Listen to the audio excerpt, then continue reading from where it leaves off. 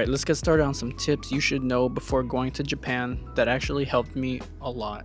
So while you're in Japan, you're going to be doing a lot of walking. I mean, like probably more than you have ever done. Who knows? Unless you're a runner. But my number one tip is to have comfortable shoes. The reason I say this is because I did go to Japan with a pair of normal Nike shoes, and after the first day my feet were done. So bring comfortable shoes. Luckily I did bring some Hokas, and that's all I wore. Despite not matching my outfits, I did not care. As long as my feet stayed comfortable and they just didn't hurt a crazy bunch, then I was good to go. So yeah, bring some comfortable shoes. The next tip I have for you is to plan in advance.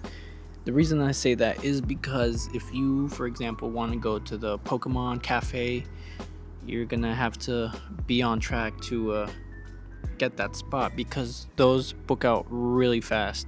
And if you want to go to an anime museum, I believe it's called the Ghiblichi Museum, yeah, they're booked like months out. So make sure you book your trips in advance, no matter what it is: hotel, museum, attractions, Disneyland, whatever it is. Just make sure you actually plan it in advance. So have a plan 2 months out, book it, so that way you don't have to worry and you won't regret not being able to go. Therefore, tip number 3 is to create an itinerary. If you don't want to end up wasting time and finding what it is that you want to do and scroll through social media to finally find what to do while you're already in Japan, I would just suggest create an itinerary. List the things that you want to see and do, and just knock those things out for that day. And if you don't have enough time, add it to the next day. And that's just how I did it, because there was so much to see and do in Japan that I really did not want to waste time. So I'd wake up at 6 in the morning and come back at around like 9 o'clock at night. So just create an itinerary if that's who you are as a person. You want to have everything planned out and maximize your time. But if you just want to wing it and just have fun and see what happens and what there is in Japan, then you can also do that. So this tip can be optional, but I highly recommend you plan an itinerary. So you're going to be walking a lot. Japan has really amazing weather. It can be cold, it can be hot, it can be in the middle. But something that's really, really important is to stay hydrated. You're going to be doing a lot of walking, and some might sweat. I sweated. It wasn't crazy, but I did sweat. So make sure you stay hydrated. There is a drink in Japan that I really, really enjoy. It has electrolytes, and it helps for long distance journeys if you need to hydrate and keep those electrolytes in your body. It's called Pocari Sweat. Yeah, Pocari Sweat. And it looks like a water bottle with a blue label, and it just says Pocari Sweat. That's it. They sell really big bottles or even smaller ones that's easier for you to carry. So, transportation in Japan is like no other. You can take the bus to anywhere you want, the subway to wherever you want. It's inexpensive, and it's just the best way to get around town and around to other cities, towns in Japan that you really want to visit. There will be some spots that you may need a taxi, but that's an optional route for you if that's what you want to do. Transportation, all you really need to get is a Suica card and just load it up. You can literally put it on your iPhone and just scan and go.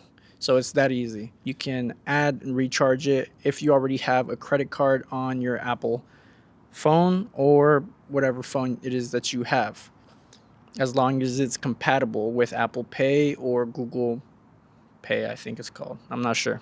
But the Android version of it. Or you can get a physical card, the Suica card, but they also have a bunch of other transportation cards in Japan that you can use. What I used to navigate to what stop I had to stop at or where to go, I did use Google Maps, and it helped me a lot. It's not bad at all. It's super helpful. You just really have to pay attention to the signage when you're on the subway.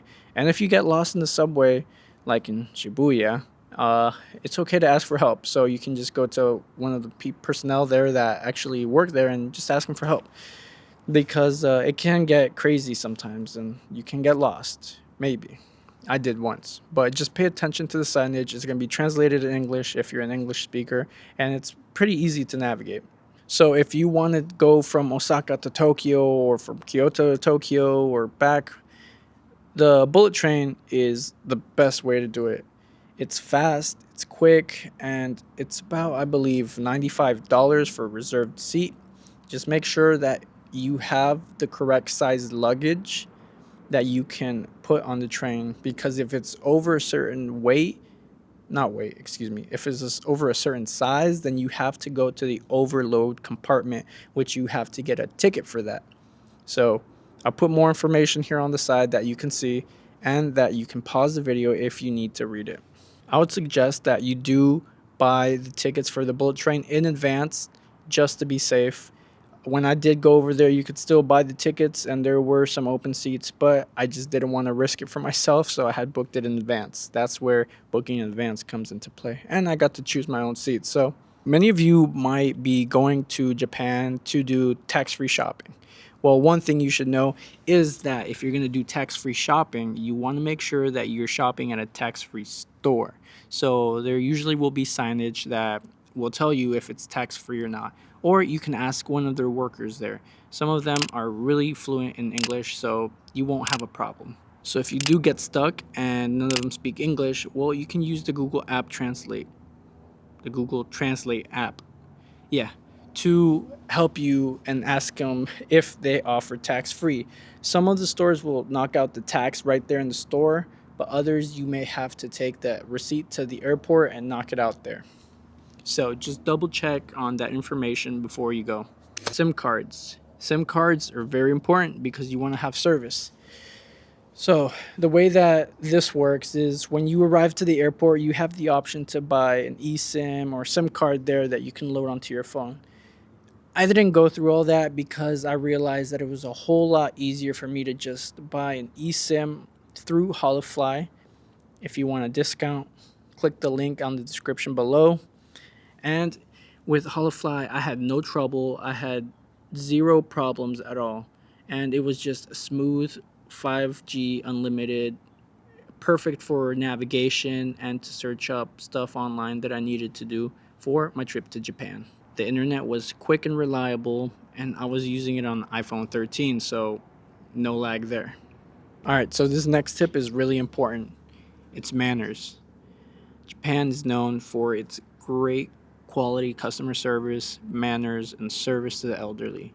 And just in general, it's incredible.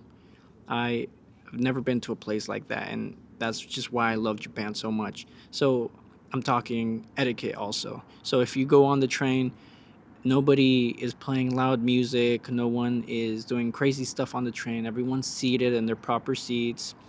They don't sit on the seats for the disabled. If you're disabled, none of them are gonna sit there because they want to make room for the person that is actually disabled. So don't sit in those seats. Priority seats is for moms that are pregnant or the elderly. Also, don't play loud music on the train. Everyone has earphones. I did the same thing, and it's just a quiet, smooth ride. Very clean. Transportation is very clean, and that's why it's so respected there. So, just simple manners go a long way there in Japan. Okay, so in Japan, cash is still king. There are many, many stores and restaurants that do accept card, but there are also other shops that offer the ability to pay in cash. Cash does go a long way in Japan, so just do carry some just in case. As I mentioned in many of my other videos, do carry some just in case something happens to your credit card and you're not able to pay with it or their system goes down. Luckily, you have some cash. I would recommend at least $100, 100 to 200 USD converted to yen, and you should be good as an emergency. And if you don't use it all, then just convert it or keep some so you can have a memory of Japan. Don't be like me. I forgot my debit card, but luckily I had $100 USD cash that I was able to stretch for the last 2 weeks. So luckily, I have my credit card though, but that just goes to show that they do accept credit card wherever you go. Just have some cash just in case, because there were times where I had to use some cash. For example, when I had to wash my laundry.